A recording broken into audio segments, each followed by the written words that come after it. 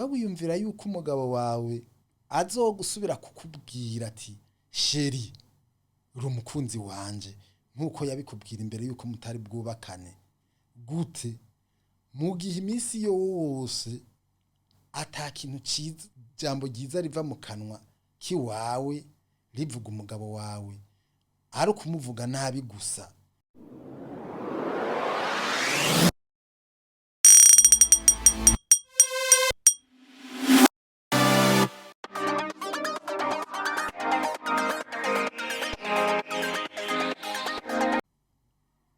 Abantu bose mukurikirana televiziyo ku rubuga rwa none televiziyo GACTV ni televiziyo yanyu, televiziyo ibahigira ibiganiro bitandukanye kandi biryoshe bibubaka mu buzima no mu kubasha kwiteza imbere. Ni televiziyo irabwa ku isi yose, ikaba iri mu gisagara ca Bujumbura mu Burundi.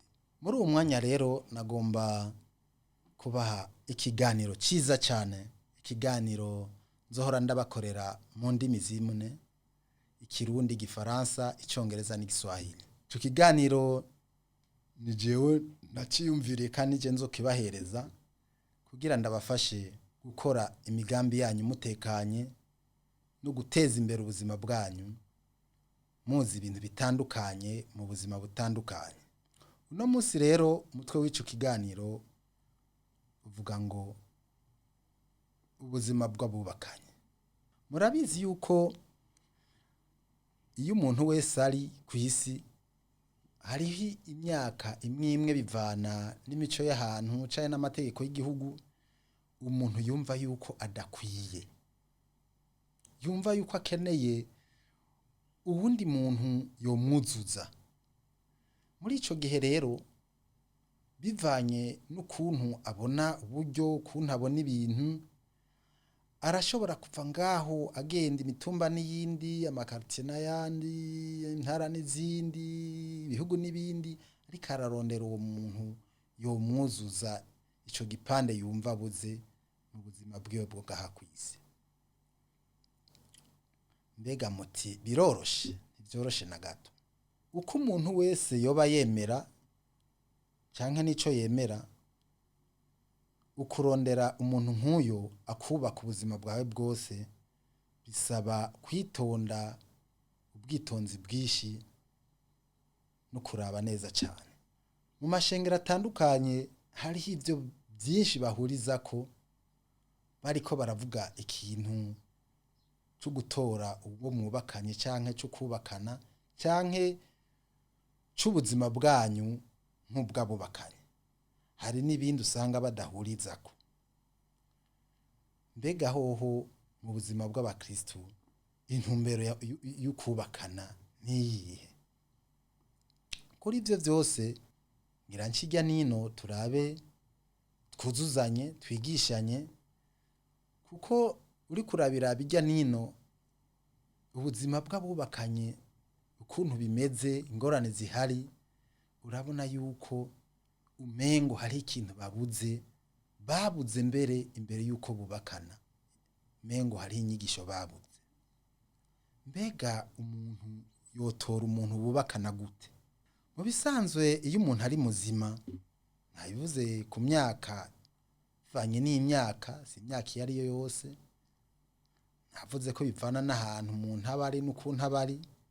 Umuhungu canke umukobwa aragenda amaze kubona umuntu yoba ashima, abanza kumushima inyuma, akabona yuko umengo ajanye nawe, akumva yuko umengo yomukunda, hanyuma acarondera kumumenya mu mico, kumumenya mu migenzo, kumenya n'umutima wiwe, kuko umutima w'umuntu uragoye kumenya, bifata umwanya yuko mwicarana mukaganira mugakorana utuntu dutandukanye. Mu kumumenya rero hariho imico imwe asanga itandukanye n'iyiwe kandi ataho naho vyopfa bihuriye n'iyiwe, ariko nibisigura yuko abonye umenga wewe ushobora kumukunda. Kwiyo mico ikimutuma ahagarika urugendo hamwe n'uwo yiyumviriye ko bokubakana. Oya, ahubwo arabandanya akiga iyo mico akaraba yuko ari mico yoshobora kwihanganira mu buzima ari kumwe n'uwo yifuza ko bobukubakana. Amaze kubona ko yoyihanganira agaca yaraba n'iyindi bahuriyeko. Kumbure hari igihe asanga iyo yindi bahuriyeko irenze na kure iyo yindi badahuriyeko, igatuma iyo badahuriyeko kuyihanganira bica byoroha.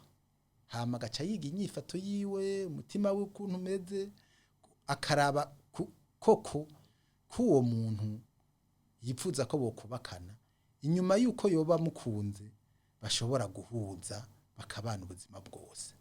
Amaze kubibona bakabandanya, bandanije rero kenshi hari ibibazo biba mu buzima bw'abifuza kubakana.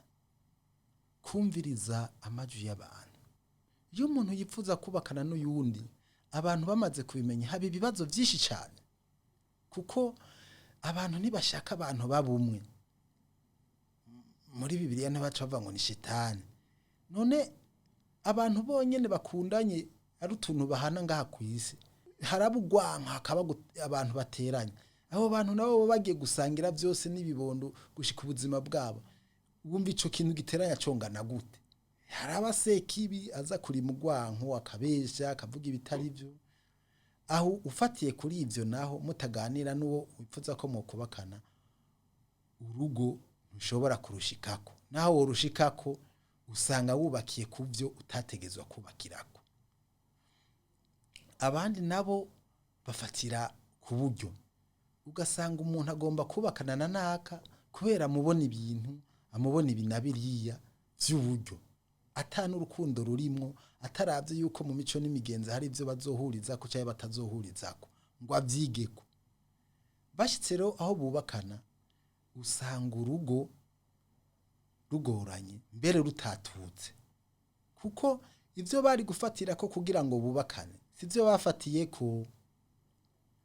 ku majambo cyangwa bafatiye ku bindi vyabo by'uburyo canke ku bindi vyabo bifatiye ku nkomoko y'umuntu, bimwe bita amoko y'umuntu. Ivyo sivyo bituma urugo ruzoba urugo ruramye. Ivyo nukubirengera muri mu kiringo muriko murigana kugira mushike ku rugo. Mushitse ku rugo rero mwubatse urugo, nahone vyama vyoroshe. Bimwe mwasanga bibatanya ahubwo mbere birashobora no kwiyongera. Rero bisaba kwihangana kugira mushike ku kintu kibahuza. Irya mico mudahurizeko, wewe wa mugabo we wa mugore, bisaba yuko uyihanganira ahubwo mukaguma muyiganira. Ivyo navyo bisaba akigoro ka misi yose. Ako kigoro ka misi yose ukagize, usanga ivyo mudahurizako wabirengeye. Hama ugaca uraba ivyo muhurizako akaba ari ivyo muca mwubakirako, akaba ari ivyo muca muguma mwiyumvirako, murengera ivyo mudahurizako. Kira noneho uko iminsi igenda, ivyo bintu mushize mwakigoro mudahurizako birazimangana byose, bimwe mugasanga mubihurizako. Ukaba rero ugiye kubaka utumva yuko uzogira akigoro kugira uhuze n'umwe wo mwubakanye, urugo rurakunaniye. Ikindi naco, umuntu arubakana n'uyundi ariko ugacumenga mutaye wenyene, ntashaka ko baganira, akaja kuganiriza n'abandi kurusha ko aganiriza uwo bubakanye. Ntamuha umwanya.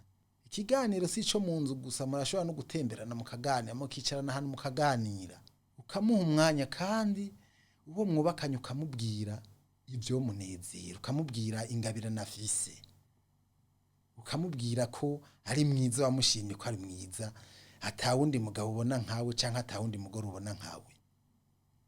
Ukamubwira imico n'imigenzo yiwe myiza yatumye umushima. Ndagukunda cyane, ukamubati ndagukunda cyane. Gutyo bituma bimwe byabatandukanya byose bizimangana, mugasanga mufise byose muhurizako. Rero ubuzima bw'abubakanye n'ubuzima butuma abantu babiri babumwe. Ukaba rero umumva umaze kubaka urugo, ntukiri wenyene, muri babiri muga mugize umwe. Ntihagire ikintu uzogenda wigiriye we wenyene ruzoba rukunaniye.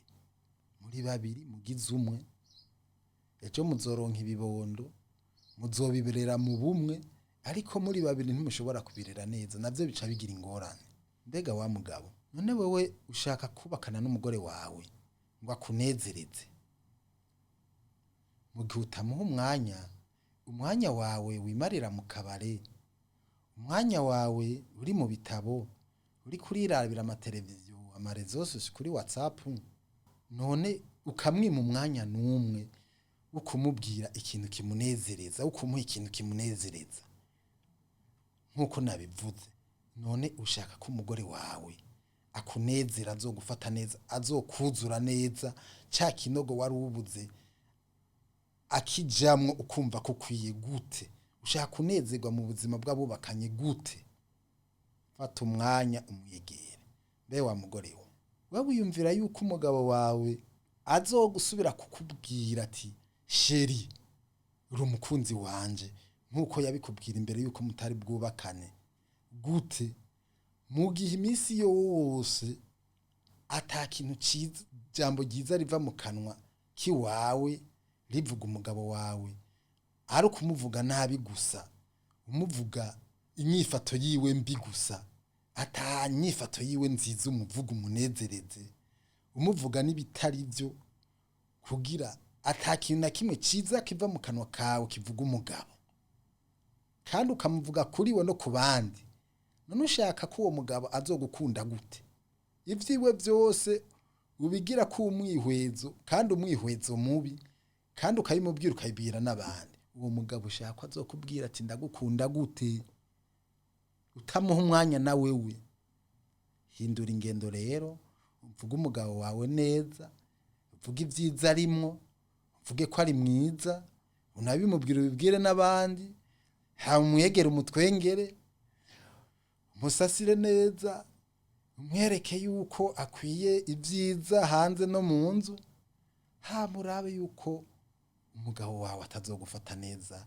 atazokuzura hamwe warubuze wumve ko ubuzima bwawe bw'urugo ubaye ubuzima buguha umunezero wo mwisi nuko rero mugabo canke umugore tugire ingingo twifatiye twumvise impanuro zitandukanye tuje ku kivi cyabubakanye tugira ingendo nziza twuzuzanye nabo twemeranije kubana ubuzima bwose ndabashimiye rero kubona mwabanye natwe muri iki kiganiro jewe Oswald Nzeyimana umenyesha makuru wa GACTV nabateguriye cyitwa umuco kugira tuganire ku bintu bimwe bimwe bitera ibibazo mu buzima bw'abantu mbere gatera n'ibibazo mu vyiyumviro by'abantu hama duhane inkuru zidufasha